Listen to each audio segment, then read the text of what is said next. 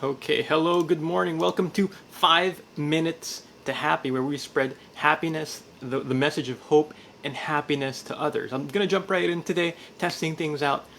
Today's episode 12, and we're talking about why men are 3 times more likely to commit suicide than women. So, this is a pretty heavy topic, so let's get strapped right in. I'm just going to jump right in today. Let's try something new. Now, did you know that men are 3 times more likely to commit suicide than women? Did you know that? Well, it is a fact.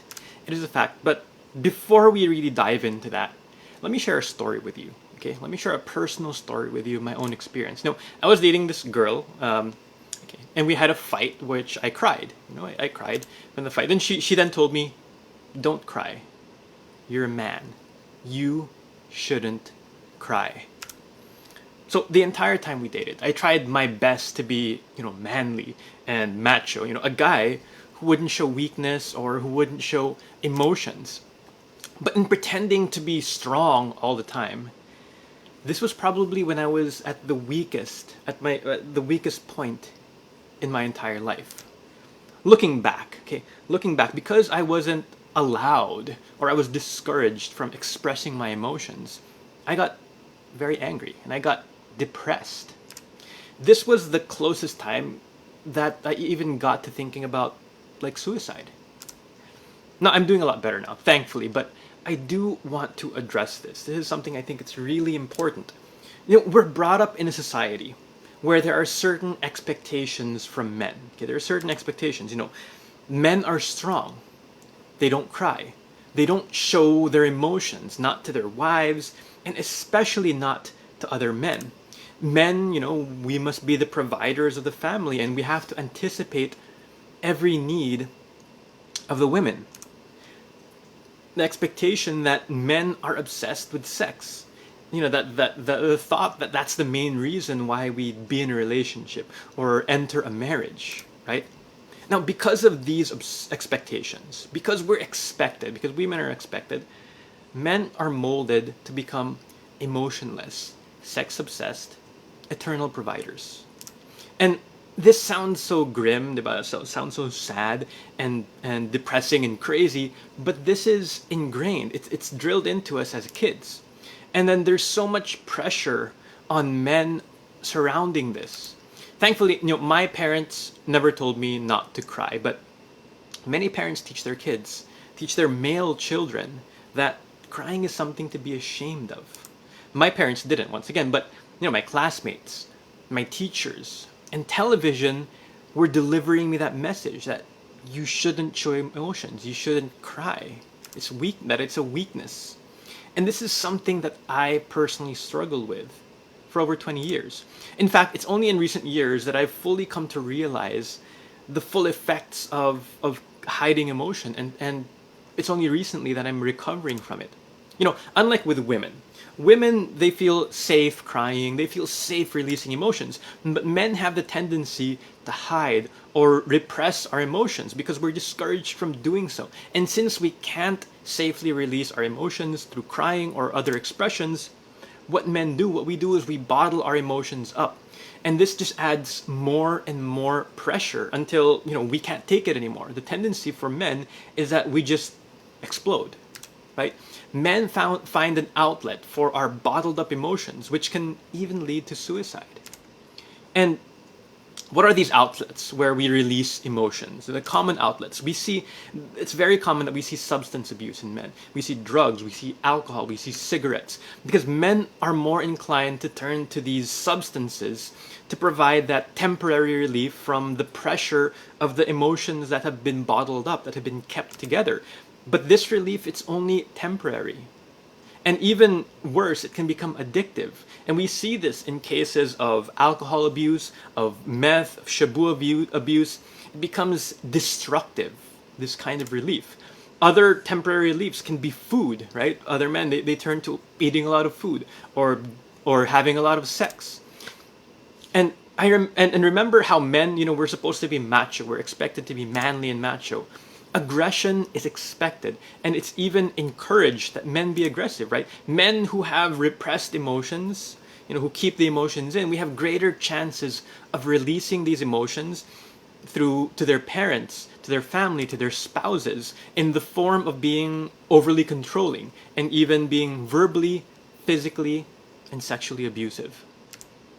But these outlets, they oftentimes just make things worse, right? These temporary outlets. A common picture is, this is very common even in the Philippines, right? We see a man becomes addicted to alcohol, beats up, rapes his wife, and things just get worse. So, what can we do? How can we stop this? What can we do to help, right?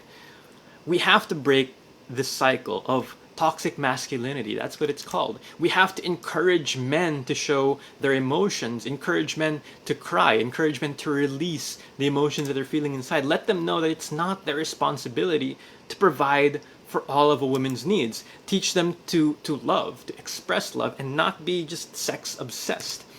So wives, if you have a wife or girlfriends, help your husbands be more emotional.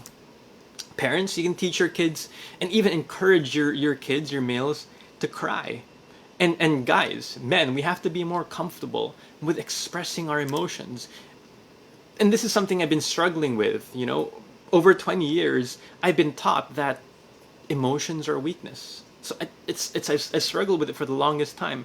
But we have to start somewhere. We have to be more emotionally healthy as men if we want to be better, if we want to be happier, and if we want to love others, right?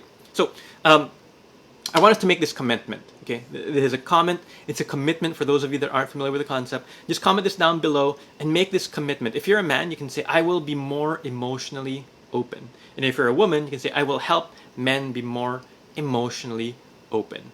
Okay. I'll go ahead. So that's our session for today. I dived right into the session without greeting anyone, so I'm just going to greet you guys here. Hey, Neil from Gensan. I'm over here in Cebu, by the way, yes. And guys, I encourage you, please share this. I think this is a really important message. Like, I personally believe this is a really important message because I have struggled with it, and I see a lot of men struggle with this, even in their 50s, even in their 60s. I know some people who have committed suicide because of the pressures, because of the stress, because of the expectations. So please share this with others. Please hit that share button or tag people, tag the men that you care about, the men in your family. I know most of our viewers are women, but tag the men in your family, share this with them because we want to be happier and healthier, right? We want to live our lives to be, well, not to commit suicide, right? But so, yeah, please share this with them. I really appreciate it. And I think this is something that is very important. Okay, I'll type it. I will be more emotionally open. Oh, I'm not commenting as myself. All right, going to the comments here. Neil, Bambi, let me just open up. Oh, before I go into the comments pala. Jason, the coach.